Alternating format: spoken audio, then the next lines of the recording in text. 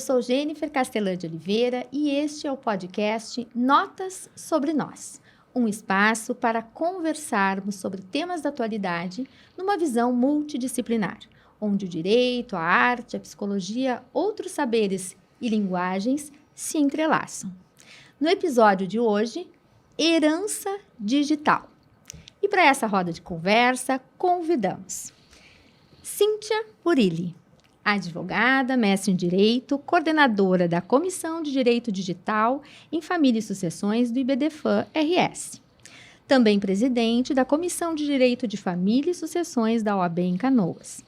Ela é professora de cursos de pós-graduação em Direito de Família e Sucessões e autora do livro Herança Digital, Limites e Possibilidades da Sucessão Causa-Morte dos Bens Digitais.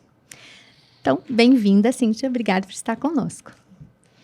Também aqui, Marcos Salomão, o conhecidíssimo professor Salomão.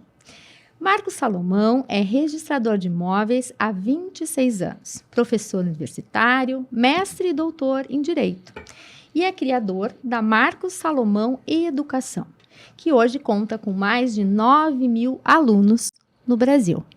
Salomão é o nosso case digital aqui. Nós vamos trabalhar em cima das experiências dele, trazendo os conhecimentos aqui da Cíntia para destrinchar esse tema. Então, gente, como a gente faz esse podcast? Salomão, bem-vindo.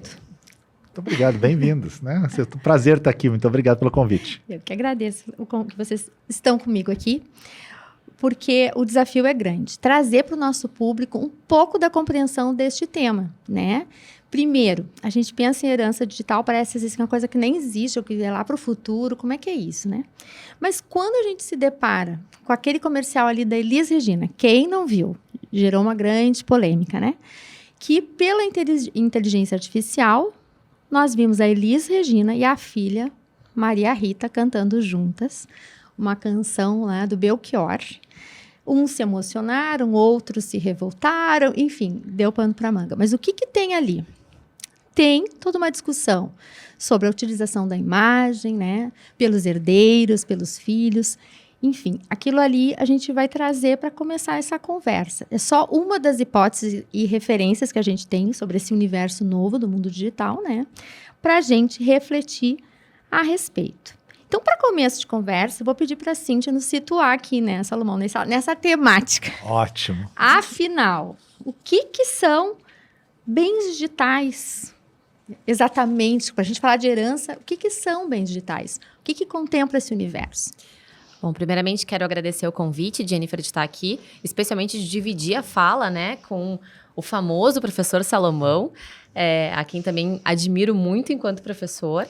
E para falar sobre essa temática, que é uma temática muito cara a mim, a herança digital realmente surgiu para mim aí quando eu estava me preparando para a dissertação do mestrado.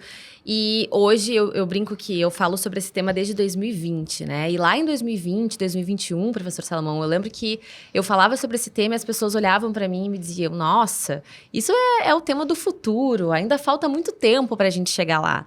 E hoje, acho que 2022, 2023, sem sombra de dúvidas, assim, a quantidade de palestras, de vezes que eu já falei sobre o tema e de pessoas que já me procuraram para fazer testamento, para dispor sobre bens digitais, de inventários com bens digitais, é exponencial, assim, esse crescimento. Então, eu fico muito feliz de perceber que as pessoas viraram a chave para perceber que a herança digital não é o futuro, ela é o presente, né? E para que a gente possa entender o que é herança digital, a gente precisa entender o que são bens digitais. E os bens digitais, a gente vai classificar eles em 3 categorias de bens. De uma forma muito simples para a gente entender, a gente vai ter uma primeira categoria de bens, que é aqueles bens digitais com conteúdo puramente patrimonial, e que é aquilo que dentro da minha advocacia, pelo menos analógica, né, a gente está acostumada, porque quando chega um cliente no nosso escritório precisando abrir um inventário, a primeira coisa que a gente estava acostumada a perguntar existem bens móveis, bens imóveis, carro, dinheiro no banco? E ninguém nunca se preocupou em perguntar se tinha um perfil em rede social monetizável, se tinha criptoativos, né? Essas moedas digitais hoje, nessas carteiras virtuais. E aqui, então, essa primeira categoria de bens se presta justamente para essa natureza jurídica daquilo que a gente já está acostumado no mundo analógico, que são os bens digitais de conteúdo puramente patrimonial. A exemplo, justamente, os criptoativos, os NFTs. Recentemente, o Neymar postou até que comprou uma NFT, que é uma imagem de um macaquinho. Não sei se vocês viram, Sim. que ele pagou 3 milhões de dólares, euros, algo nesse sentido, nesse patamar. É uma NFT, é um bem digital puramente patrimonial. A gente poderia, eu pelo menos defendo no meu livro, que a gente poderia enquadrar aqui também as milhas aéreas, como sendo também bens digitais de conteúdo puramente patrimonial. Nós poderíamos trazer aqui também itens e avatares e jogos online, que é um mercado, assim, que eu não fazia ideia da quantidade de dinheiro que gira em torno disso. A gente tem hoje, inclusive, um nicho de trabalho, Jennifer, de pessoas que passam, o trabalho delas é jogar e vender o avatar já evoluído para algum usuário que queira, né, comprar já daquela forma. Sim, um jogador já treinado. Exatamente. Já sai ganhando. Né? Não quero começar do zero, quero começar, né? Que legal isso, hein? Poxa. Esse aí eu queria E também. vocês sabem que eu comecei a me inteirar, porque os jogos online é algo muito distante ainda pra mim, né? Aliás, sempre foi pra mim, eu não vivi essa era do jogo online.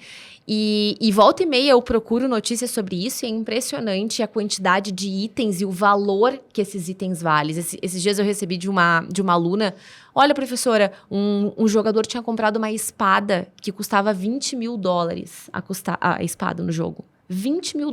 Virtual pra jogar virtual, tá, gente? Pra englobar ali, pra fortalecer o avatar dele no jogo online. Certo. Então, tudo isso a gente classifica aqui como sendo bens digitais com conteúdo puramente patrimonial. Tá. A gente vai ter ainda uma segunda categoria, que são aqueles bens digitais que a gente chama de existencial ou personalíssimos.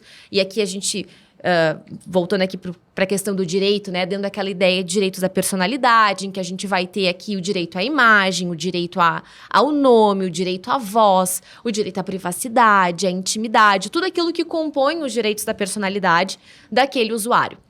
E para essa categoria de bens digitais, a gente não vai ter nenhuma natureza patrimonial. Aqui a natureza ela é estritamente existencial, estritamente personalíssima. Não há nada patrimonial. E aqui, como exemplos de bens digitais puramente existenciais ou personalíssimo, a gente vai ter, por exemplo, o meu perfil em rede social, o meu perfil no Instagram lá, @CintiaBurilli, ele não é um perfil explorado economicamente. Ele é apenas um perfil que é um reflexo da minha personalidade. Tem o meu nome, a minha imagem, a minha voz, a minha opinião, questões relacionadas à minha intimidade e à minha privacidade, porque eu posso mandar uma mensagem privada pelo direct do meu Instagram. Outros exemplos de bens digitais puramente existenciais ou personalíssimos são as nossas caixas de e-mail, os nossos históricos de mensagens em aplicativos de rede social privada, como, por exemplo, o WhatsApp, o Telegram, direct do Instagram, o Messenger do Facebook, né? Os nossos arquivos em nuvem. Tudo isso a gente vai classificar como bens digitais puramente personalíssimos, puramente existenciais. E, por fim, a categoria aí mais complexa de resolver ela na prática, depois é justamente a categoria de bens digitais híbridos, né? A gente vai ter daí uma categoria, uma natureza dúplice aqui. Um pouco patrimonial, um pouco existencial. E aqui a gente tem como maior exemplo justamente aqueles perfis em redes sociais monetizáveis, né? Então, Professor Salomão, né? Que vai ali eventualmente utilizar o perfil dele para explorar economicamente, seja postando, fazendo um public post que eles chamam, né? Ou enfim, fazendo. O que é um public post? Eu vou dar um exemplo assim que todo mundo vai entender. Vou pegar a Bruna Marquezine, que todo mundo conhece também, e ela vai lá e vai postar a foto do look dela do dia e vai dizer que a blusa é de tal grife, a bolsa é de tal lugar, e todo mundo sabe que a Bruna Marquezine, quando ela faz isso, ela não tá fazendo isso por amor. Sim. Ela está recebendo um valor por aquilo. Então, ali é um public post. Ela está fazendo uma publicação e de retorno, ela vai receber aí um retorno financeiro por essa postagem. Né? Então, aí os perfis em redes sociais monetizáveis, a gente pode pensar não só no Instagram, né? No canais no YouTube, que é o caso do professor Salomão também, TikTok, todos os perfis em redes sociais que tu consegue explorar economicamente, a gente vai colocar aqui dentro dessa terceira categoria. Então, esse é o panorama geral para a gente começar. Exatamente. Tá bem. E aí, Marcos, deixa eu te perguntar, né? Então, o Marcos é um case absoluto de sucesso no mundo digital, né? Vamos dizer assim, o nosso público ele é bem diversificado. Então, quem não está familiarizado, quem não é do direito, porque quem está no direito sabe 100%, né? Mas se é quem é do direito não me conhece. Por acaso, se você Nem não todos. está ainda familiarizado, se por acaso, então... o professor Salomão tem um curso maravilhoso lá de registro civil descomplicado, que é o teu carro-chefe, né, Salomão? Explica pra gente. E aí, isso aí bombou demais. Como é que foi a tua história? Na verdade, a gente entra no mundo digital sem imaginar o que ele vai ser alguns anos depois, né? Porque todo mundo faz um perfil na rede para ver as fotos de um amigo que viajou, ou para, de repente, postar uma foto da família no Natal, ou de repente para postar foto de uma viagem e mostrar que a família está sólida e perfeita. Não que não tem família triste no Instagram, né? Então você cria um perfil nessa linha. Depois ele pode ir para outro lado. O pessoal às vezes separa um perfil profissional, um perfil pessoal. E outros seguem com o mesmo, que é o meu caso. Só tenho um perfil e está tudo ali, né? Então, e 8 pessoas têm a minha senha, que trabalham inclusive com o meu perfil que já foi pessoal. E que então vai ter conversas pessoais antigas, mas a minha equipe tem. Mas hoje, com 300 mil pessoas, achar aquela conversa teria que revirar, né? Mas eu já fui atrás e pensando, será que tem alguma coisa que eu falei da minha vida pessoal que eu não deveria falar? Não me lembro de nada. Então a rede social, ela pode surgir na vida da pessoa, como foi o meu caso. Vai surgindo do nascimento de um perfil pessoal. Né? E naquela época, quando tu criaste teu perfil, já era o professor Salomão? Ou era o Marcos Salomão? Em 2020, eu tinha 4 mil seguidores. Em 2020, eu não era conhecido em nenhum lugar, salvo na minha região ou no meu estado, porque como registrador eu já vinha fazendo uma carreira impactante. Eu sempre fui personalidade forte. Então eu já tinha. E eu era professor já. Então, lógico que alguns alunos me seguiam, alguns outros professores. Então, perfil de 4 mil pessoas, que também, para 2020, não era pequeno. Né? Já é bem claro importante. Que eu não posso contar hoje, assim, imaginar, hoje tem 300 mil seguidores e tem um crescimento hoje ordenado e equalizado para crescer. Vão crescer 70 mil pessoas agora em 60 dias. Como vamos fazer? Aí a gente atua nisso, enquanto a gente investe nisso. Mas na época não, era 4 mil, bem orgânico. Então, veio a pandemia. E final de 2020, então, eu fiz o meu primeiro curso na minha faculdade, que era um curso, então, na Fundação, na FEMA, onde a gente criou um cursinho digital de R$300, que eu daria aulas ao vivo ali na faculdade, 2020. E a média que o pessoal vendia esses cursinhos ali, que estavam começando pelo Zoom, alguns nem sabiam que era Zoom, era para 15 alunos, 10 alunos, entende? 10 alunos era muito bom, 15 era excelente, né? Aí o diretor da minha faculdade falou assim, quantos alunos tu acha, quantas vagas vamos colocar? Aí eu disse, professor, não sei, né? Ele disse, 30. Aí eu disse, deixa livre, né? Porque eu tenho um bom envolvimento no meu Instagram, eu vou tentar convidar pessoas, já que ele vai ser online. Ele tá. Aí eu fui fazer uma cirurgia, aquela que os mais idosos fazem dos olhinhos aqui, sabe? Que tu puxa aqui a pálpebra. Sim. Né? Fazer uma pálpebra. E aí, quando eu voltei, o professor me disse assim, lançamos o curso. Disse, lançaram o curso, mas aonde? Não, está no site. No site, aí eu procurei, nossa, tinha que fazer um mapa para achar, né? Eu disse, mas quem vai comprar um troço assim lá num site perdido? Aí eu pensei, eu vou jogar no meu Instagram. Joguei no meu Instagram e tinha uns grupos de WhatsApp de alunos e eu coloquei, ó, se vocês quiserem, eu estou lançando um cursinho aqui na faculdade. E aí deu 7 dias e tinha 170 alunos. Meu Deus. E eu pedi para fechar. Aí a faculdade disse, não, por que fechar? Eu disse, fecha porque é uma estratégia. Vê como esse mundo tem estratégias. Sim. Né? Mas tá vendendo, mas já tá bom. Já tem bastante. E aí nós fechamos. E aí automaticamente eu abri a lista de espera. Né? E aí eu dei aquele curso. E foi muito bom. E aí eu ganhei, eu nunca vou esquecer disso, o curso vendeu então R$60 mil. E eu teria direito a 1/3 do valor.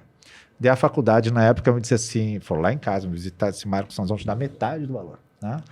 Para que tu, né, fique conosco, coisas que a gente quer fazer mais. Eu disse, olha, agradeço, né? Até preciso, porque é pandemia, eu moro no interior, tenho 3 filhos, né? Então não é fácil. Mas eu agradeço de coração mesmo, 50%. Agora eu não sei o que vai ser daqui para frente. Mas eu peguei esses 30 mil e fui procurar um curso digital que eu tinha feito em 2015. Eu tinha feito 2 cursos, um de youtuber e um de marketing, na época que o Érico Rocha estava se lançando. Ele morava em Barcelona e ele estava dando aula de lá. Eu tinha comprado e eu fiz um pedaço e disse, não é para mim. Porque eu achava que eu ia usar o digital para vender produto físico. E, na verdade, tu usa o digital para vender produto digital. É como eu não tinha percepção. Aí eu fui procurar, achei minha senha e aí apareceu um banner. Vai ter um evento ao vivo do Érico em dezembro. 4, 5, 6 de dezembro. Vou lá ver. Eu fui lá assistir, né? Então já era pandemia, estava fechado, fiquei assistindo aqueles 3 dias. E no segundo dia ele lançou uma mentoria de marketing. É nessa que eu vou. Tá? É, né? R$50 mil. Eu disse, nossa, até hoje eu falo assim, é absurdo, né?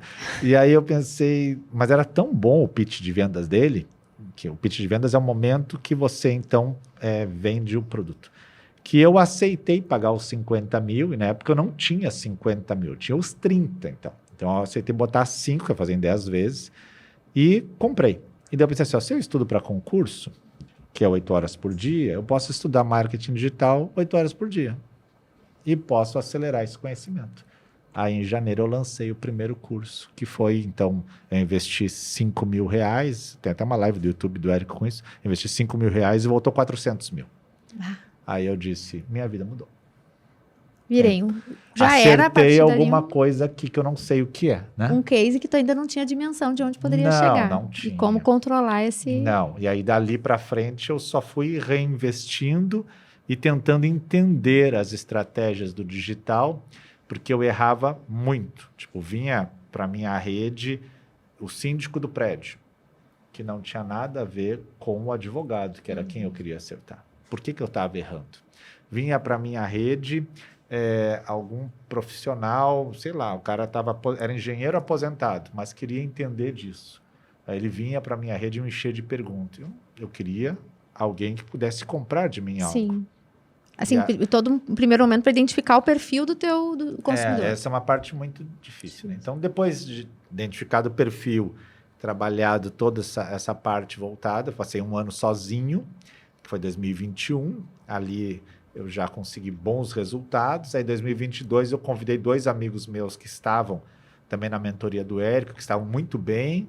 Eu disse, vamos fazer uma parceria para estourar. Vamos. Aí nós fechamos, e aí 2022 e 2023 eu estou com eles até hoje. Nós somos sócios, né? 60-40 por percentual. E a gente fatura por ano uma média de 10, 12 milhões de reais. Bruto. Maravilhoso. Que começou legal, com 5 mil.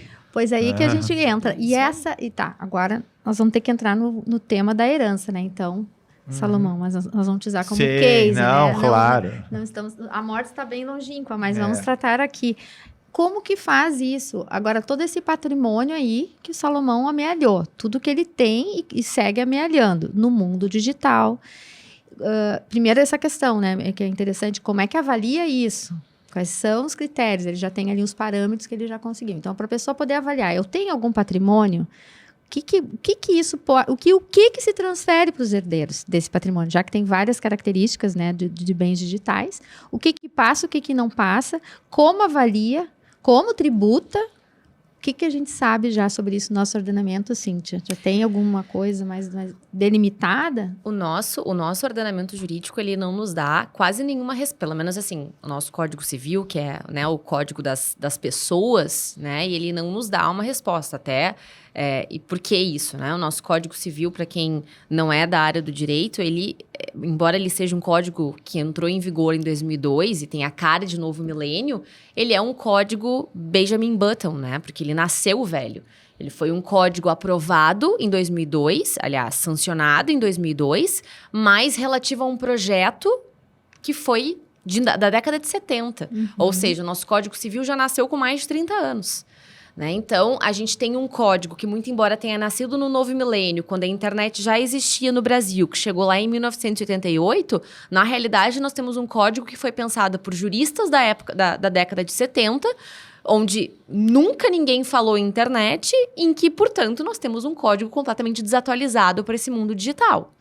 Né? Então, o que a gente vem construindo na doutrina, e agora a gente teve aí a instalação de uma comissão para atualização do nosso Código Civil, e que eu espero que não se repita, assim como o Código de 2002, em que a gente demore 27 anos para conseguir né, a aprovação do código, realmente espero algo nesse sentido, e o professor Mário Delgado, que é o coordenador da área de sucessões do novo código, já está a par e sei que a herança digital está entre os temas, né, da nova parte de sucessões. Então, é algo que me deixa mais tranquila. Porque hoje, na realidade, o que a gente tem, Jennifer, é uma situação de insegurança jurídica, né? A gente tem uma doutrina que começa a se estruturar, uma doutrina que até pouco tempo atrás não tinha quase nada de recurso para a gente poder ir atrás. Eu, quando fiz minha dissertação, eu tive assim, pouquíssimos livros à disposição, e nós temos um judiciário que a gente sabe que se não tem uma legislação que diga, né, como é que vai fazer aquele feijão com arroz,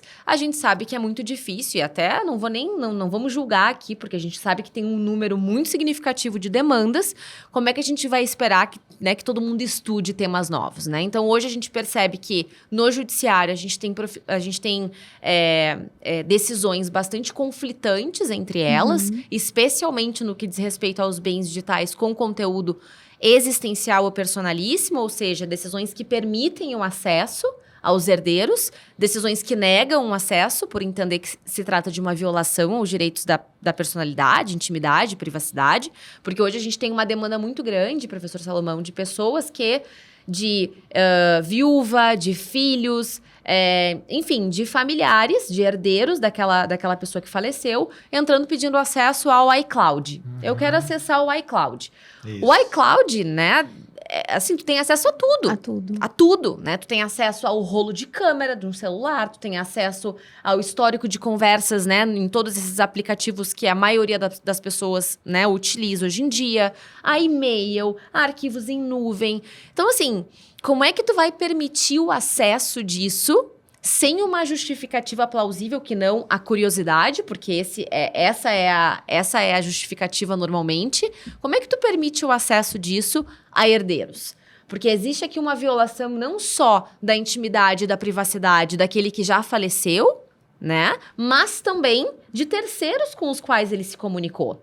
Porque ali a gente vai ter, muitas vezes, dados, sim, informações que nós tivemos no WhatsApp aqui. Exatamente. Conversando com o Salomão, conversando com a Cíntia. E aí o herdeiro teria acesso a todo esse conteúdo. Então, tu não tem só o acesso do morto, tu tem o acesso a tudo. Do terceiro. Né? E essa questão que não teriam um valor patrimonial. Mas os que eu fico pensando, e os que tem... Agora o Salomão falou que tem um valor ali que ele chegou... Como é que chega nesse valor? Quem é que avalia isso? Na realidade, foi o faturamento, né? Faturamento. Não é uma avaliação dos perfis. Não, faturamento de venda de treinamentos, de cursos. Isso. Tá, mas isso é um parâmetro pra gente avaliar o perfil? Não. Aliás... Não, até sim, né? Mas parcial. Mas assim, não é isso que vai definir o valor do perfil. Como já faz algum tempo que eu falo sobre esse tema, e volta e meia a questão da avaliação é um problema, porque quando a gente pensa em processo, quando a gente pensa em inventário, em dissolução afetiva, enfim, a gente sempre pensa o seguinte, tem um imóvel para a gente avaliar, quem é que a gente vai chamar para fazer a avaliação? A gente chama o corretor de imóveis, um engenheiro, enfim. Se a gente tem uma empresa, cotas societárias para serem dissolvidas, quem é que a gente vai chamar para fazer essa avaliação?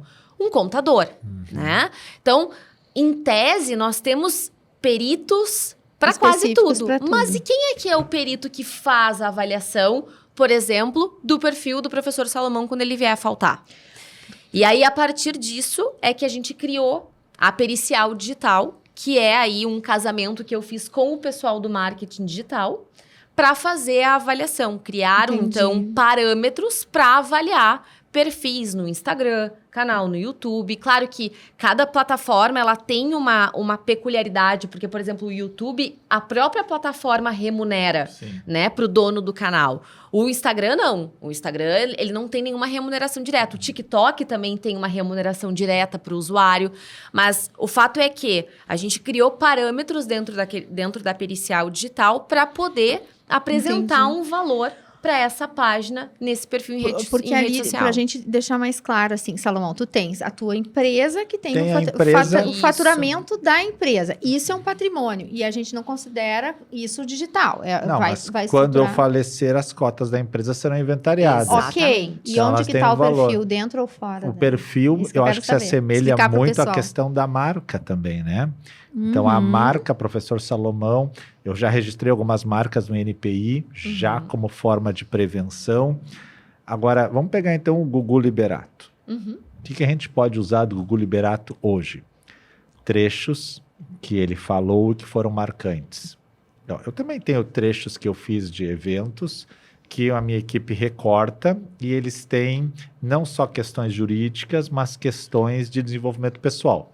Isso, porque é isso que eu ia complementar, né, Salomão? Isso passa a ser viralizado na rede. Na verdade, Salomão, como ele é um case nesse mundo, então não é só a questão, além do teu produto, vamos dizer assim, que é o curso, tu tens toda uma questão quase como um coaching, assim, né? Vamos falar a linguagem, então, diferente. Há uma conexão com o público, que essa conexão, ela é uma conexão muito própria minha. Por isso que não adianta a gente comparar perfis de direito, porque cada um tem por trás o coach ou o professor na marca dele, no modelo dele. E por isso que nós falamos aqui em bastidores, mas e quanto vale a minha marca se eu não estiver vivo? Porque outro professor pode dar. Vamos pegar agora outro exemplo, Damásio. Damásio já passou, acho que, se eu não me engano, por 4 donos. Era o professor Damásio. Criou várias pós-graduações. O nome permanece. As cores permanecem, o estilo permanece, mas ela já mudou de dono. Beleza. Isso é um processo que no digital, a gente também tem até um nome para isso. Você vai desapegando a marca da pessoa. Então, hoje há um trabalho de desapegar o professor Salomão do professor mesmo. Aí eu pergunto, do personagem ou do Marcos? Eu sempre adoro essa pergunta. Porque, na verdade, o professor Salomão, ele é o retrato que foi construído ao longo de mais de 10 anos de sala de aula na graduação e na pós. Então, eu dava aula, construí o professor daquela forma, no ferro e no fogo, e quando chegou para a rede, eu utilizei essa minha imagem e deu certo. Isso não quer dizer que eu não use sunga ou chinelos, né? Não, claro que eu uso. Esse coletinho é a marca que eu uso para trabalhar dessa forma como professor. Que te identifica. E quando eu ia para a faculdade dar aula de coletinho, que já foi ali por 2018, 2019, era criticado, como você ao falar de herança digital, pode ter sido criticada, porque as pessoas às vezes não têm a noção do que você está enxergando. Então, eu passei a usar colete por um motivo que talvez não tivesse nada a ver com isso. Eu fui dar uma aula gravada no CERS, nunca vou esquecer. Na época, o CERS me levava para São Paulo, eu gravava as aulas e eu voltava. Eu ganhava passagem aérea, hotel, alimentação e filmavam e cortavam as aulas. Hoje é tudo feito de casa. Também fazia isso com o Damásio, com outros. Mas eu dei uma aula lá e a minha gravata ficou a gravação inteira torta. Eu não usava colete, torta. E os alunos mandaram mensagem para a empresa dizendo assim, essa gravata me dá agonia. Ela tá torta. E eu não tinha visto, eu não tinha pregador de gravata. E eu dei a aula com o casaco fechado e a gravata torta. E eu olho aquela gravação hoje e penso assim, graças a isso que eu passei a usar colete. E o colete passou a ser uma marca. Então as coisas se constroem com o tempo. Agora, eu poderia vender colete do professor Salomão? Poderia vender gravata do professor Salomão? Poderia vender a armação de óculos que ele usa, modelo? Porque tudo é calculado. Tu sabia que o óculos redondo vende mais que o óculos quadrado? Não sabia. Opa, peraí, já vou. Ele vende mais. Fazer os meus. E a diferença é em torno de 3% na venda. Gente, é muito estudo em cima, né? É muito estudo em cima. Agora, essa técnica que nós vamos aprendendo com quem também conhece, Sim. é claro que ela é um know-how de empresa, que às vezes eu posso falar e a equipe nem entender, né? A equipe de sócios, sim, mas talvez dos colegas que trabalham mais no operacional não entendam isso, né? Mas quanto vale, agora voltando à pergunta anterior, a empresa sem eu estar lá? Então, se eu conseguir desapegar a minha marca de mim e colocar outros professores para dar aula e isso crescer, tudo bem. Agora, como toda empresa tem uma questão, no momento que eu dou vitrine para alguém, eu tenho que saber se a pessoa é leal a mim para ela não criar a concorrência digital. Ah, sim, que senão Porque fica o mundo digital... Cria dentro do teu própria estrutura uma Claro, o mundo concorrência. digital ele é muito disputado, a audiência do digital é completamente diferente da nossa audiência lá do IBDFAN de auditório. Se eu estou numa sala de aula, na faculdade, e um doutor, professor, chega para dar aula, todo mundo está sentadinho ali, e você quer ir ao banheiro, você pensa 2 vezes se vai ou não, porque você vai ter que levantar na sala, passar em frente ao professor e sair na porta. Então pode ser até um desrespeito com o professor. No mundo físico tem isso. No virtual, eu estou na live, eu saio da live. Ninguém nem viu. Sim. Então, É uma outra relação. Então, para você manter a live, manter a aula, você tem que fazer um esforço além do comum da sala de aula física. Perfeito. Então, se eu crio alguém comigo para desenvolver as técnicas de carisma que eu sei, eu posso estar criando alguém que poderá ser meu combatente. Sim. Então, no digital, nós temos uma série de cuidados. Então, o digital ele é muito estratégia, difícil, um jogo de muito estratégia para muito não difícil. abrir tudo, né? Mas quanto vale sem eu estar lá? E quanto alguém poderia se apoderar disso? Pois é, e aí a gente fica pensando, né? A gente estava falando aqui, pessoal, nós participamos os 3 de um congresso agora, recentemente, né? Em Belo Horizonte. Nós estamos gravando o nosso episódio, vai ao ar mais para frente. Mas, enfim, era lá um congresso do Instituto Brasileiro de Direito de Família. E aí me chamou muita atenção uma palestra que falava justamente, trazia o exemplo de uma música, né? Do Kurt Cobain, do Nirvana, que foi recriada 30 anos depois da morte dele por inteligência artificial. Então, aí, como diz o Salomão, isso vale a mesma coisa que se fosse aquilo que ele criou. Os herdeiros têm direito a isso, que é uma criação da inteligência artificial, porque eles fizeram, a partir da inteligência artificial, a voz era igual, os instrumentos usados pela banda iguais, as referências da letra, o tipo de letra, tudo se criou a partir do que existia, mas é uma música completamente nova. Quem escuta pensa que esqueceram de lançar essa música, era deles, acharam essa música. Não, é uma música nova. Então, assim, tem a ver com essa questão do Salomão. Se eu saio do curso, o Salomão sai, o curso segue. Daqui a 30 anos vai ter o curso do professor Salomão. De quem serão esses direitos? Ontem eu falava, só para complementar, estou estudando inteligência artificial, tentando estudar humildemente. Se eu pegar a obra de Pontes de Miranda no futuro, eu poderei transformar ela toda em voz digital e poderei colocar ainda o professor Salomão para dar aula dela numa imagem que funciona. Como poderei criar uma imagem de Pontes de Miranda dando toda a obra dele. Justamente. E você poderá comprar 500 vídeos da obra completa do tratado, dado por ele, com o modo que ele explicava em sala de aula, ou até aperfeiçoado, para que a mente humana entenda melhor. Exatamente. Hoje em dia é possível já é possível fazer então, isso, né? Agora a questão é a seguinte, o quanto a minha imagem conecta e o quanto vale a pena manter ela na rede depois da minha morte. Para os teus herdeiros. Para os meus herdeiros. Agora, voltando só ao ponto anterior rapidinho, Celso Portiolli e Silvio Santos. Celso Portiolli é conhecidíssimo, porque Silvio Santos deu o espaço para ele, inclusive para imitá-lo. E ele ficou ali naquele espaço, que ele é o melhor imitador do Silvio Santos e é um apresentador. Então, toda vez que você lança alguém, você transmite para esse alguém também parte do seu carisma. Isso não tem como calcular. Né? Concordo. Sim. E hoje a gente tem, e isso que o professor Salomão comentou aqui, né, da questão de, será que quando eu faltar, os meus perfis, eles vão continuar valendo, né? A gente pode utilizar, na verdade, a gente tem um fenômeno muito muito interessante. Ele é mundial, esse fenômeno, mas no Brasil, o brasileiro ele gosta de uma tragédia de um modo peculiar. Né? A gente tem 2 formas muito significativas de ganho de seguidores nas redes sociais. A morte de uma pessoa, né? E a gente teve agora o falecimento do autor, aquele, me esqueci o nome dele, do Friends, né? Agora, semana passada. Recente. E não só ele ganhou já mais de 1 milhão de seguidores, mas todos os 5 outros artistas. Do Jennifer Friends. Lopes, né? Todos Jennifer Aniston. Jennifer Aniston, isso. Todos eles ganharam. Alguns mais de 1 milhão, outros 1 milhão e um pouquinho menos. Acho que o Ross foi o que ganhou menos seguidores.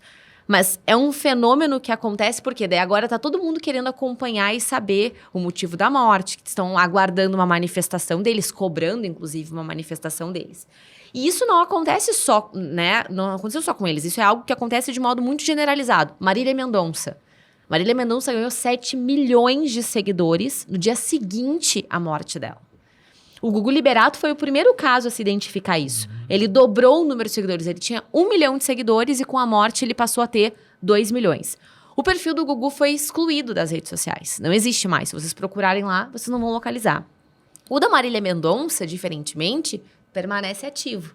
E para quem tá por dentro aí da vida dos famosos, pode ter tomado conhecimento que o perfil da Marília Mendonça foi desativado. Ficou quase uma semana desativado das redes sociais, na semana passada ou na semana retrasada. E aí agora conseguiram ativar de novo, ela tem previsto um lançamento que ninguém sabe muito bem o que é, mas que, ao que tudo indica, como eu falava aqui com o professor Salomão antes de nós iniciarmos, assim como aconteceu com o Gabriel Diniz, que era cantor também, faleceu lá em maio de 2019, que era famosa da música da Jennifer, lá de sertanejo universitário. Tô sabendo. O Gabriel Diniz faleceu em 2019 e o pai do Gabriel Diniz encabeçou agora o lançamento de um CD póstumo dele. Agora vai sair um CD com músicas do Gabriel Diniz, utilizando inteligência artificial para reproduzir a voz dele. Pois é, e aí a gente volta pro comercial lá da Elis Regina, né? Quais são os limites disso? Salomão, tu já pensaste o que tu permites, o que tu não permites? Já deixou um testamento? Deixar aqui público já, então, para resolver o problema, né? Qualquer coisa faz o testamento lá. Também, né? Uma tabelião também de confiança pode fazer eu recomendo. É interessante isso, né? Eu não gostaria que meus filhos passassem por dificuldades que eu já passei, financeiras ou de problemas de conseguir melhores portas na vida. Então, se eles precisarem usar a minha imagem para melhorar de vida, não vejo problema algum. Mas não sei se eu autorizaria eles a cederem a minha imagem, assim, para qualquer fim, entende? Uhum. Aí acho diferente, né? Por exemplo, então vamos vender, pegar uma grana e pronto, né? Claro que eu não crio eles para isso, né? Mas é interessante. Eu tenho um contrato com meus filhos, aonde eles criaram uma empresa de bens móveis do professor Salomão, caneca, agenda, e eu cedi o meu direito de imagem a eles. Para essa finalidade. Para essa finalidade. Então, hoje eu já tenho isso. Mas eu fiz uma live esses tempos que se abordou herança digital e eu deixei isso claro, eu não tenho testamento dessa parte, mas eu não vejo problema que eles sobrevivessem disso. Afinal, o pai trabalhou, estudou tanto que é normal que deixe o legado, que é o conhecimento. Conhecimento é um legado, né? A não ser que ele vá ser enterrado junto comigo, o meu conhecimento. Então, eu não vejo problema algum que meus filhos usem isso para que eles se mantenham e mantenham as famílias deles e melhorem de vida com isso. Agora, o fato deles cederem para alguém, isso é algo que ainda não pensei. Por exemplo, poderiam ceder para uma empresa de educação, caso venha no futuro. Sim. Eu estou falando do digital em 2 anos e meio da minha vida. Eu não sei daqui a 10 anos o que vai ser minha vida no digital, ou 20 anos. Eu tenho 50, o que vai ser aos 60? O que vai ser aos 70? Sim. Então, em 2 anos, eu tenho uma revolução na minha vida grande. Imaginar isso há 10, 20 anos e meus filhos, vamos supor que eu venha a falecer e eles sigam mais 30 anos o quanto poderão usar isso, né? Então é difícil imaginar tudo, mas não veria problema neles manterem mas a minha tu imagem. teria alguns limites deste Eu uso. acho que tudo tem limite, né? Até o Instagram, o limite é 4 horas de live, não dá pra fazer mais, né? Então tudo tem limite, né? Eu digo assim, né? Qual é o limite? Eu não sei. Qual é o limite? Fazer uma propaganda do tricolor, daí não. A Madonna fez um testamento. A Madonna, Bruce Willis, ambos já fizeram um testamento proibindo a utilização, a reprodução pós-mortem. Mas para qualquer Para finalidade. qualquer finalidade. Não, mas também se pode estabelecer Pode, determinados pode limites. sim, Até aqui pode. não vou. Daqui a pouco o professor Salomão pode fazer um testamento dizendo que para fins educacionais, né, ou vedando expressamente, que a gente comentava ali, questões políticas, né? Daqui a Não, pouco eu tava brincando com ele, time de futebol, aí vai lá e faz uma propaganda. Exato. Que foi justamente o debate da brincando, Elis, né, mas- da Elis Regina, né, Sim, Jennifer? que foi trouxe, né? o debate entre a propaganda. Eu achei lindo, eu me arrepiei com a Sim, porque propaganda. capta o emocional da gente no Exato, primeiro momento, né? Depois a gente Então, começa a refletir. Mas o que acontece? Qual é que é o desdobramento? Eu, num olhar técnico daquela propaganda, ao meu ver, no meu crivo, no meu julgamento, houve uma violação aos direitos da personalidade da Elis Regina. Eu mais me chamou a atenção a música do Belchior, que não tem nada, pra mim, não tem nada a ver com aquele contexto, Não, né? não Que é uma tem. música de protesto, de dor, e é uma música que ela cantava sofrendo. Exatamente. E aí ela é trazido ali, parece que é um pouco, a gente fica pensando, mas isso é uma obra nova, é uma coisa diferente, é uma releitura, ou é uma violação. Essa que é a Exato. polêmica que surgiu, né? A Cíntia falou algo muito interessante, que é o que dobra de seguidores. São duas coisas. Você falou uma que era a morte. Isso, Faltou eu a não outra. terminei. A outra, Eu quero professor também falar Salomão, disso. é o seguinte: é traição. Ah. Traição pública. O senhor quer ver o maior caso de sucesso disso? Maíra Cardi e Arthur Aguiar. A Maíra Cardi, ela é, assim, um exemplo de sucesso no sentido de trazer, assim, dores da vida real pra reverter isso de modo financeiro. Né? Porque, pra quem, né, não assistiu, mas Maíra Cardi era casada com Arthur Aguiar, ambos ex-BBBs, né? E ela veiculou publicamente, diversas vezes, traições por parte do Arthur Aguiar. Depois eles voltaram, ele até participou do BBB, né? E, então, assim... E depois disso, O pessoal gosta terminaram. de saber. E eu digo, né, que a Maíra Cardi, ela, assim, dentro da genialidade dela, né, que, assim, é algo a ser estudado, ela consegue se envolver em situações que eu fico pensando assim, ela deve pensar qual é a treta que eu vou entrar hoje pra ver o que isso vai reverberar pra mim.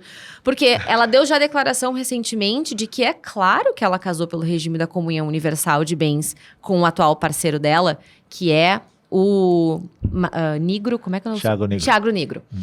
Gente, tem um vocês ficam patrimônio- atualizadíssimos nessas Que a gente- questões todas eu estudando. eu me vejo obrigado, né? E ela Gosto da treta. e ela anunciou, professor Salomão, que ela Eu casou vi. pelo regime de comunhão Comunhão universal porque ela acredita no casamento. Que quem não casa por este regime não acredita no matrimônio, Sim. né? Então, assim, aí perceba pra nós. E no dia que ele acabou, que o casamento dele acabou, ele postou uma foto, ele e a ex, preta e branca, que também gerou muita repercussão.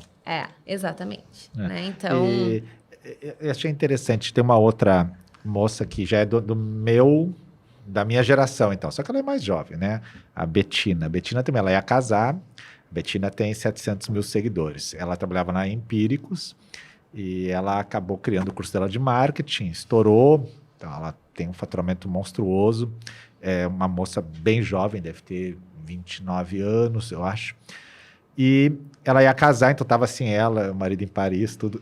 E às vésperas, acabou o relacionamento. E ela aproveitou isso na rede, como uma forma de Exatamente. engajamento. Exatamente. Vou falar duas coisas de engajamento, então. O dia que faleceu meu cãozinho, Bruce, Ai, eu vi. foi um dia de mega engajamento na minha rede. É. Que eu não esperava. O que aconteceu? O Bruce foi atropelado na frente de casa de manhã, eu tinha acabado de fazer a live do café, eu saí com ele um pouco, fui pegar o celular, quando voltei ele estava atropelado. Foi assim, dramático, porque eu peguei ele no colo, ele ainda tinha um pouco de vida, eu acordei meu filho, saímos correndo ao hospital, não consegui salvá-lo. E quando eu volto para casa, eu estou todo ensanguentado. Todo, e eu realmente não sabia o que fazer, e como eu tenho um contato muito forte com a minha audiência, eu postei um texto, né? Mas postei em prantos. E aquele texto deu 5.000 comentários. Eu não consigo ler todos ainda, até hoje. E ao mesmo dia que deu 5.000 comentários, eu perdi 1.600 seguidores. Ah, tem esse lado também, né? Dos cancelamentos. Cancelamentos. Então, aí eu tive que... Agora vai fazer... Hoje é dia 30, né? Dia 2 vai fazer um mês que ele morreu. Então, agora eu já consigo, assim, tentar entender o fenômeno Bruce na minha vida e o quanto ele impactou em engajamento e perda de seguidores pela postagem. E quantas pessoas choraram por isso, porque estavam engajadas no Bruce, que já queriam até um perfil do Bruce. Sim. E as pessoas me mandavam mensagem e dizendo que estavam chorando em casa porque o Bruce tinha morrido. Incrível, né? Primeira coisa. Como conecta, né? Segunda coisa, existe outra coisa que conecta na rede muito forte, que chama-se Jornada do Herói. Já estudou Jornada do Herói? Não. Jornada do Herói. Sim, eu sei. Jornada do Herói. Jornada do Herói é um clássico que você apresenta a história de lutas de alguém, passando por humilhações e por tristezas, e ao final, uma grande vitória. E Que é o roteiro básico dos filmes hollywoodianos, Exato, né? claro, né? exato. Então, se você encontrar na sua vida, vai ter Jornada do Herói, mas nem sempre você está disposto a falar todas as suas tristezas A expor. para expor, né? Senão você vai dizer assim, eu passei por isso, por isso e por isso. Tu não vai querer. E eu também tenho a minha Jornada do Herói na rede. Sim, Eu acompanho. falo ela na rede sobre isso. E a minha equipe tenta extrair sempre alguma coisa a mais. Por quê? Porque vai conectar com meus seguidores. Uma coisa que eu descobri que era a minha jornada, eu não sabia. Eu fiz uma prova para professor na universidade e eu fui reprovado. Inclusive, fiz a prova escrita, fui super bem. Quando cheguei na prova oral, dei a aula e o pessoal disse, não é para ti. Coisa. Fiquei muito chateado com aquilo, né? Então, não era para ser professor. E hoje eu falo isso abertamente, né? E as pessoas dizem para mim, tu rodou numa prova para professora? Que foi triste, foi difícil? Foi Mas terrível. Eu acho que isso humaniza, né, também, né, Salomão? E aí a gente consegue se conectar mais, então, a né? jornada do herói, ela conecta muito. É você descobrir a sua jornada. Agora, o quanto dentro da minha herança poderão usar minhas dores? Pois então. E aquilo que nunca foi dito e agora poderá ser utilizado, quais são os limites dessas narrativas, das histórias que poderão ser contadas, né? Exatamente. Para fins... Exato. E aí que tá, e tem diferença... Vamos dizer que os filhos lá que resolvam contar as histórias que nunca ninguém soube sobre o professor Salomão. E aí, tem o valor financeiro disso ou tem o valor histórico? Tem diferença? Quando a gente pensa numa biografia, alguma coisa assim... E isso ser trazido em rede e aí ser monetizado, tem diferença ou não? A gente está em que ambiente aí? Eu não sei se a gente tem diferença, assim. Eu acho que aqui de novo, acho que a gente tem alguns limites ali que são basilares, né? Mas... dentro até da preocupação aqui que o professor Salomão traz, né, em relação ao que fazer com as redes e se colocaria limites, eu acho que aquilo que nos é combinado não nos sai caro, né? Essa frase, para mim, ela é muito excelente, mas assim... A cultura do brasileiro, ela não nos permite isso ainda na prática, né? Então, assim, percebe que a gente está aqui... Somos todas pessoas, né, que temos conhecimento sobre isso e quando eu falo para um público que também é do direito ou é operador do direito de modo geral, que conhece a questão da herança digital, e eu for fazer uma enquete de quantas pessoas efetivamente trazem isso em um testamento, em um codicilo, enfim... Ainda é muito pequeno. Ainda é muito pequeno, porque a gente ainda tem uma cultura, e me chamou muito a atenção, Jennifer, porque quando a gente começou aqui, eu lembro que ela falou ainda, não, professor, que a sua morte esteja muito distante ainda. A gente tem... O senhor já percebeu que a gente tem uma dificuldade, assim, a gente tem um receio. E isso é uma coisa muito nossa do brasileiro.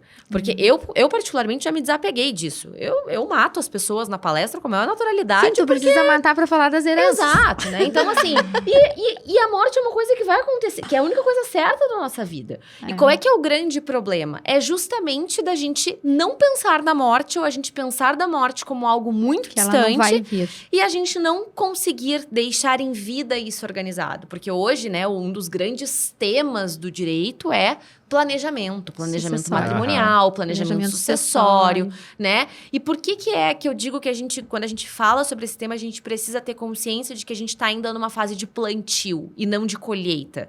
Porque a gente vive uma cultura que ainda não gosta de falar de morte. Sabe que eu tô pensando em fazer um próximo episódio, a gente tava conversando aqui com a Tati da produção, que eu acho que é um episódio que a gente não quer morrer. Não sei se vocês já se deram conta. Tudo é pra gente viver para sempre, né? Stefano Rodotà já nos diz, né? Então, Que o corpo físico morre, mas o eletrônico ele é eterno, então, né? como a gente tem um episódio lá daquele Black Mirror que a pessoa recria, né, o parceiro. Exatamente. E a inteligência artificial faz isso. Exatamente. E o parceiro, então, também foi falado isso lá no nosso congresso agora. E o parceiro, ele responde ele é alimentado para responder como você responderia naquele caso. Como é que o Marcos falaria se eu te perguntasse sobre o que você acha da vida, da morte? Eu lhe diria tal coisa. Isso é o filme do Super-Homem, né? É, Vocês lembram do Super-Homem? porque, na que verdade, ele visitava os pais e aparecia assim, eles respondiam. E, na verdade, a gente não quer nem falar de morte porque a gente imagina que não vai morrer mesmo. Exato. E é o nosso grande desejo, né? Acho que toda a parte da psicologia, da psicanálise, é como lidar com a finitude. E eu vejo que a gente, nem que seja artificialmente, vai migrando para tentativas artificiais, mas que passam a ser virtuais, porém reais, de ultrapassar a morte. Mas a grande questão, eu acho que é Interessante, justamente dá para fazer essa. outro capítulo só para conversar. Porque eu filosofar sobre isso. É interessante. Porque eu acho que a grande questão é a gente hoje saber pensar no o que eu quero que aconteça. Quais são os limites que eu quero que isso tenha. Né? Porque, o professor Salomão disse que não se importaria dos filhos explorarem isso economicamente, mas ele disse que tem um limite para isso. Sim, talvez hoje a gente possa trabalhar com a ideia de pensar sobre esses bens, buscar a avaliação desses bens para quem tem, né, perfis monetizáveis, e para quem tem como o Salomão. Então, pensar sobre isso, como avaliar, como identificar. E poder saber, aqui a minha privacidade não quero que seja repassado. Aqui não tem limite, ok. E conseguir então, a tua fala inicial, tentando descrever quais são esses bens, porque aí que tá. Todos nós temos esses bens, não assim com esse valor que o Salomão nos traz, esse é o case de sucesso. Mas nós temos nem que seja esse que não tem valor, esse bem que é personalíssimo. E muitas vezes nem até que seja isso o patrimonial, porque hoje criptoativos, essas coisas é algo milhas, muito comum. A gente tem milhas, exatamente. Outros, né? Imagine que um desafeto meu quisesse no futuro comprar dos meus filhos o meu direito de imagem. Pois então. Olha, né? Então imagine, quem não tem desafetos? Né? Quem não tem desafetos, né? Então imagine que alguém que de repente não gosta de mim, não simpatiza comigo, seja uma pessoa que tenha muito dinheiro, meus filhos não souberam explorar a imagem do pai e eles não, eu vou comprar porque agora eu vou desmistificar o professor. Então eu acho que esse é um limite. A venda do meu mundo virtual a alguém que não siga a minha linha, né? Sim. Então eu precisaria fazer uma fundação, né? Ou precisaria proibir a cessão disso a terceiros, a empresas, né? Ou estabelecer em testamento esses limites, estabelecer os limites. Os limites em testamento. A gente nunca sabe o que vai acontecer com um filho, mas de repente eles resolvem vender a imagem do pai e isso passa a mãos erradas, né? Então talvez usar para fins educacionais. Então tudo é muito novo. Quem está estudando, como a Cíntia, ela já consegue visualizar 10, 15 anos à frente. Eu talvez consiga visualizar 5, porque estou dentro, né? Mas acho que é muito novo para todo mundo saber o que vai acontecer. Sabe que o meu estrategista... Tem a equipe que tem um estrategista. Ele vai para os eventos comigo, ele vai de bermuda, alpargata e uma camiseta assim jogada, né? O João. E aí esses dias criaram na inteligência artificial uma mensagem de WhatsApp que eu teria mandado para ele com a minha voz, dizendo assim, João, na próxima vez vai com uma roupa melhor, tá muito ruim. E aí me mandaram a mensagem, eu tenho ela aqui, e fui eu que falei, isso não fui. Aí não, mas peraí, tá meio diferente. Aí a minha filha, tá diferente. Aí começamos a ver se estava diferente ou não. Daí eu mandei para minha namorada. Daí ela disse assim, mas eu conversava normal contigo, né? Incrível, né? Não, isso é muito... E daí é muito curioso, né? Porque eles pegaram o texto e com a inteligência artificial fizeram a minha voz falando, dizendo para o João se vestir melhor para ir no evento. Olha só. Sim, quer dizer que não, esse não é o professor Salomão e saiu falando coisas que não teria sentido. Então, né? aí tu fica, qual é o limite do futuro da inteligência artificial, né?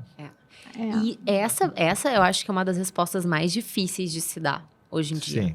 Eu acho que assim, especialmente quando a gente começa aqui a entrar numa discussão de regulamentação ou não, né? Que hoje a gente se fala muito Sim, da tem questão. um marco, né? Exato, né? Então, Até- aí o buraco é bem mais embaixo. Aqui o pessoal, convidando o pessoal, a gente tem um episódio aqui sobre inteligência artificial que nós fizemos com a doutora Maria Cláudia Cachapuz.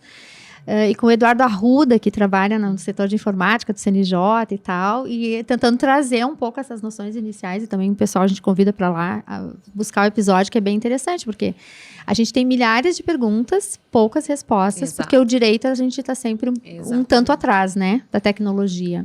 E tem aquele dilema ético, a tecnologia vai sem limites, ou a gente primeiro tem que estabelecer os limites para que a tecnologia avance, né? O que vem Exatamente. primeiro? E aí é uma discussão realmente, no fim, filosófica, né? Totalmente. Acerca da inteligência artificial e do papel do direito nisso tudo, né? Eu tenho 2 tipos de palestra, uma jurídica e uma para o pessoal do marketing. Então, esses dias eu fui palestrar para o pessoal do marketing e eu estava falando que nós somos um corpo físico, somos um corpo também emotivo e um corpo espiritual. E daí eu olhei para a plateia e disse assim, também somos um corpo virtual, né? Porque realmente há uma imagem na rede emplacada que permanecerá. Sim, e Né? essa imagem, pela inteligência artificial, vai ser alimentada pelo espiritual. Esse que é o interessante, porque nós vamos alimentar essa imagem no futuro Vamos. com as características todas, e talvez o físico aí a gente faz um avatar parecido, não chega a ser físico. No episódio esse do Black Mirror, é físico, ela recebe um boneco em casa do ex-marido. É assustador. É bizarro. Mas me impressiona assim, ó, não quando a gente usar só a voz do Salomão, mas quando a gente falar como se o Salomão falasse aquilo que ele pensa. Que a inteligência artificial é capaz de coletar todos esses dados para responder exatamente como ele responderia. Né, gente? Não à toa, dados hoje E é o essa que é mais outra vale discussão, dinheiro, que nós estamos né? super expostos também, né, nas Exatamente. redes. E Mas, isso é enfim. legal porque a gente pensa assim, tá, mas então qualquer outro poderia usar as mesmas técnicas, né? Porque a gente vê muita gente tentando entrar no mundo digital e não conseguindo. Não é verdade? É verdade. Então, o que leva um a entrar e o outro não entrar, ou um a ter mais facilidade? É claro que houve uma janela na pandemia, visível, porque todos ficaram em casa e a janela propiciou que algumas pessoas entrassem mais na rede. Mas a gente sabe que é trabalhoso ficar na rede. Está Sim, gravando aqui hoje, já Claro. gravou mais. sim. A rede tem um trabalho que não é observado pelas pessoas que enxergam só o videozinho. Sim, são os bastidores todos, a produção. Então há a uma organização. construção toda. A rede ela é muito mais longa do que a gente pensa em relação ao trabalho. Ela é uma construção constante, né? Exatamente, Diária, assim, diária, para criar exatamente. audiência, para alimentar a audiência. Quando se perde a audiência e se busca onde é que ela está de novo. Quando se cria algum curso que possa ajudar alguém, porque há pouco tempo atrás qualquer coisa vendia na rede.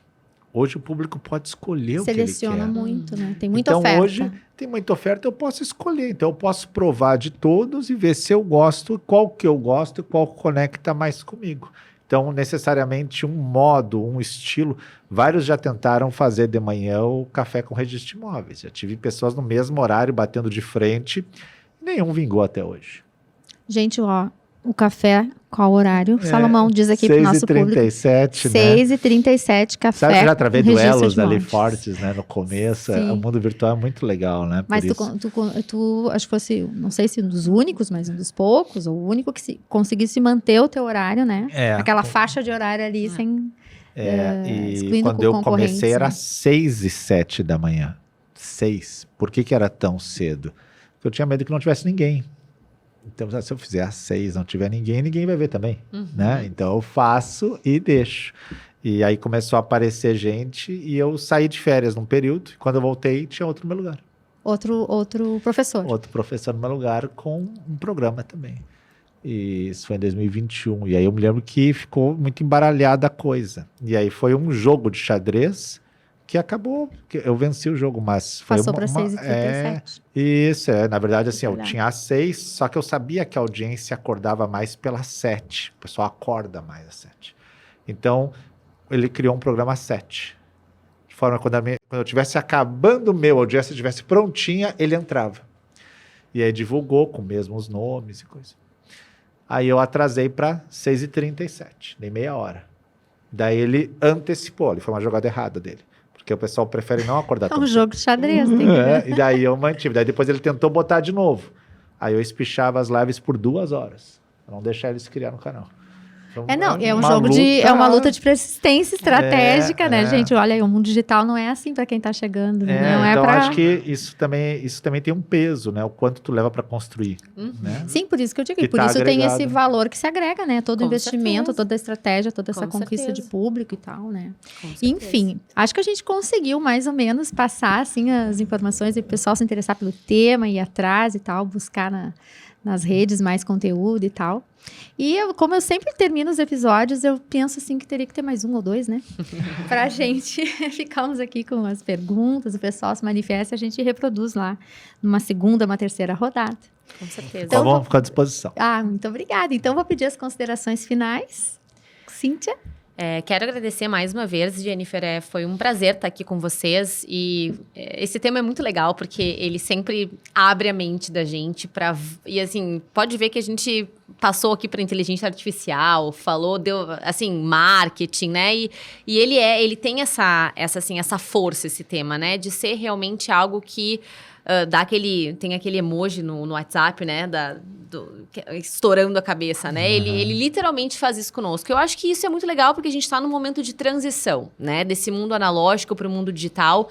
E assim, é um momento histórico esse, né? Então, eu acho que é muito importante que a gente esteja nesse meio discutindo sobre isso, né? Estamos agora encaminhando para regulamentar isso, que é algo muito importante, é imprescindível, né? Para que a gente realmente consiga aí definir, não todos, porque isso é impossível, mas alguns limites, né? Para essa regulação no que diz respeito à herança digital, aqui dentro da ideia do meu livro, que é no que diz respeito à sucessão, mas não só para isso, quando a gente fala das questões relacionadas a direitos autorais, né, a própria inteligência artificial. Então, eu agradeço muito a oportunidade de poder compartilhar aqui com vocês. Mais uma vez, o professor Salomão, que é quem eu admiro muito também, agora sabendo um pouco mais da trajetória dele, mais ainda, e poder estar aqui com vocês para falar sobre esse tema tão importante e deixar aqui o meu perfil no Instagram para quem quiser seguir conectado comigo, que é @CintiaBurilli. E para a gente continuar debatendo aqui, porque pode ter certeza que a gente vai passar alguns anos falando sobre isso. É da hora esse tema, né? Exatamente. Então, muito obrigada. Obrigada. Eu vou pedir que você mostre o livro para a câmera. Pois né? na verdade, eu trouxe o meu aqui, que eu tenho Pois também. então, tá aqui, ó. Tá aí. Tá aí. O meu filho, meu primogênito, né? Tá Herança ali já na digital. tela. Exatamente. Obrigada, produção. Obrigada. Sensacional. Eu agradeço também Siga. o convite, agradeço esse compartilhamento de ideias. É muito bacana estar acompanhado de vocês aqui. Trazer um pouquinho, né, do que a gente vive e também vive sem tanto planejamento no começo, mas planejando mais no meio, mas sem saber o planejamento futuro, né? Então, hoje, acho que o debate é importante porque a gente que está no mundo digital e gosta, o mundo digital ele é um retrato da comunicação, ele é talvez o aperfeiçoamento da evolução da comunicação. O meu tio foi radialista, eu fui escritor de jornal por 8 anos, de colunas semanais em 100 municípios gaúchos, e aí eu saí, fui fazer meu mestrado, doutorado, e quando eu volto como um influencer, então, vamos chamar assim. Então, ele é uma evolução do professor, do radialista, do colunista, que ele vai se comunicando. A comunicação passa por isso. E essa comunicação, agora, ela passa a ter um peso porque ela fica no mundo, né? Então, talvez o meu pai tenha lá em casa umas fitas antigas de gravador, do radialista que falava o campeonato. Talvez seja difícil de reproduzir isso hoje, porque ninguém mais tem fita cassete, nem aquelas que era antes desse tamanho. Mas o digital, ele acaba ficando um pouco mais evidente no mundo, né? Então, todos nós ainda estamos ligados a celulares e computadores. Então, a gente não sabe como isso vai ser o futuro, mas que bom que tem gente estudando e gente debatendo. Não é isso verdade? aí, trazendo assuntos para então, abrir essa discussão. É muito isso obrigado aí, pelo obrigada. convite. Eu fico feliz de estar aqui e contar um pouquinho da história. Eu fico muito feliz, muito honrada com a presença de vocês. Vai ser um episódio assim, ó, que vai bombar, tenho certeza absoluta, porque todo mundo quer saber mais do tema, todo mundo quer conhecer mais o professor Salomão. E aí, como eu disse, é pano para manga. A gente pode fazer outros episódios desse desdobrar, né?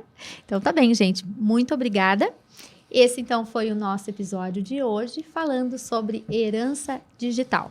Espero vocês no próximo episódio de Notas sobre Nós.